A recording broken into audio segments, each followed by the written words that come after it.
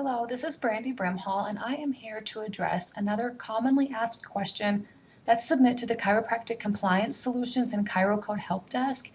And this common question is regarding the 51 modifier. And the question that comes in a lot of times is we're using the 51 modifier and we're getting denials. So why could that be, or what do we need to do? So let's take a look at the response to that.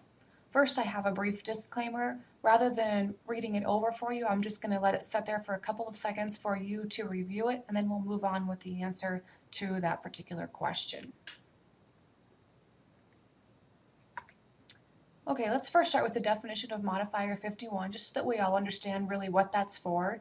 This particular definition came straight from the Find a Code website, so you can get this and other definitions at findacode.com. And the 51 modifier is a multiple procedures modifier, and it's defined as this: when multiple procedures other than E&M services, so your E&M is your new patients and re-exam services, other than those, physical medicine and rehabilitation services or provision of supplies such as vaccines are performed at the same session by the same individual, the primary procedure or service may be reported as listed. The additional procedure or services may be identified by appending modifier 51 to that additional procedure or service code. So let me give you an example of what that looks like in chiropractic coding. So really the only time we ever use the 51 modifier in chiropractic coding is anytime we're billing a CMT, the chiropractic manipulative treatment, the 98940, 98941, or 98942 on the same visit as we're performing and billing the 98943, which is the extremity code.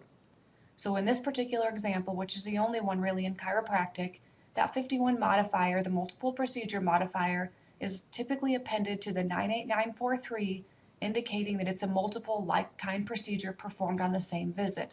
So the example, as you can see, is suppose the chiropractic office had performed the 98940, the manipulation of 1 to 2 areas, and an extremity manipulation. That code would look like this: 98940 plus the 98943 with the 51 modifier appended to that 98943. However, because there's been lots of denials for that, what could the reason for that be? So typically the use of the 51 modifier in chiropractic has been necessary, and it's been standard in coding when reporting those procedures, just like I showed you on the example, really for as long as I can remember. It was something that has been required and necessary, or you would be denied. However, times are changing and many payers have now deviated from this standard and no longer permit the 51 modifier to be appended to the 98943. So with these payers, if you use the 51 modifier when it's not permitted by that payer, it will result in denial. But on the same token, if you're not using the 51 modifier when it is required by the payers, it will also result in denial. So let's conclude here and give you some better direction on what to do with your claims moving forward, so you know whether or not you should use it or not use the 51 modifier.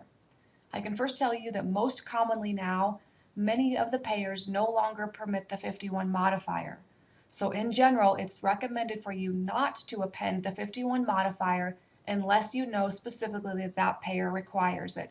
So rather than using the 51 modifier like you typically would be used to doing, your example here that I have for you is not using the 51 modifier. And in this example, suppose we have a manipulation of 3 to 4 regions plus the extremity manipulation, which is coding with a 98941, and then of course your 98943, no longer appending that 51 modifier to the 98943.